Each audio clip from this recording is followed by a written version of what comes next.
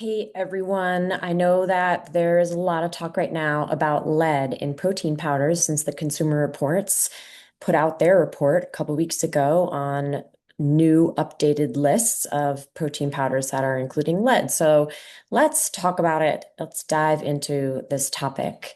First of all, I'm Karen Mitchell and I'm a functional nutrition and wellness coach. And my job is to help you to make informed choices and decisions so that you can take the best care of yourself. So, like I said, Consumer Reports just released an updated investigation showing that many popular protein powders contain lead, and in some cases, more than before. Understandably, that's left a lot of people wondering, should I stop using protein powder altogether, and how can I protect myself? So let's break down exactly what's happening, where the lead is coming from, and what you can do to keep yourself safe without fear, confusion, or overwhelm. First, let's talk about how lead gets in there in the first place. Plants naturally absorb nutrients and minerals from the soil, and unfortunately, that includes heavy metals like lead. The problem is when you turn those plants into a protein powder, all the water is removed, and what's left is a concentrated version of everything the plant has absorbed, the good and the bad. Think of it like turning a grape into a raisin. The sugar concentration goes up. The same thing here. The protein concentration and sometimes lead goes up too. So, should you be worried? Now, I don't say this to scare you. There's no truly a safe amount of lead, but our bodies do have natural detox pathways. The goal isn't perfection, it's awareness.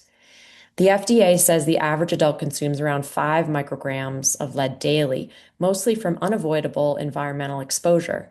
But if we can lower the controllable sources, like contaminated powders or bars, our body can better handle the rest so it doesn't get overloaded. So, what can you do? So, first of all, you can choose third-party tested products. You can also focus on minimally produced foods most of the time, or sorry, minimally processed foods most of the time. And you can maintain variety in your diet because that helps your gut, your immune system, and your detox organs. But most importantly, don't panic. I've gotten so many emails from clients lately, just really nervous about it, and rightly so. But we just want to know the facts so that we can have agency because our body is incredibly smart. It filters and excretes toxins daily through urine, feces, and even sweat. You can support those processes with hydration, fiber, movement, and rest. So I have a list of recommended brands that's not very different from what they mentioned in the Consumer Reports. But if you're interested, follow this link to my full blog post so that you can see more about it. You can also send me a comment below.